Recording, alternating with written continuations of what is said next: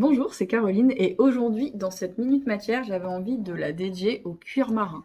Alors j'ai deux fournisseurs à vous présenter. Le premier fournisseur, c'est Ichthyos et le deuxième fournisseur, c'est un fournisseur qui s'appelle Peau de Pêche.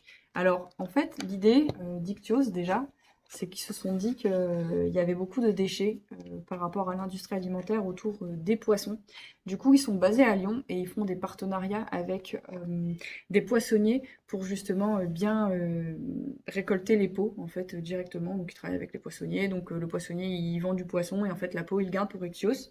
Et derrière, bah, vous avez du coup, des magiciens qui vont rendre la peau de poisson imputrescible. Ils vont leur mettre des traitements spécifiques et ensuite ils vont leur donner une jolie couleur. Donc ils font pas mal de choses. Ils travaillent beaucoup avec l'industrie du luxe. Ils vont faire des montres. J'ai vu aussi qu'ils faisaient des sacs.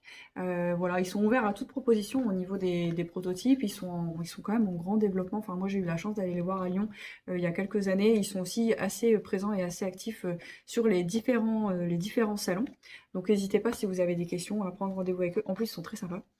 Et vous avez aussi une autre, en tout cas, une autre personne qui se lance, donc qui s'appelle Pot de Pêche, qui est basée en Belgique et qui va aussi proposer justement bah, le même procédé hein, de rendre les peaux imputrescibles et qui va utiliser une teinture minérale justement. Donc elle a quand même une belle gamme de couleurs, c'est assez bluffant.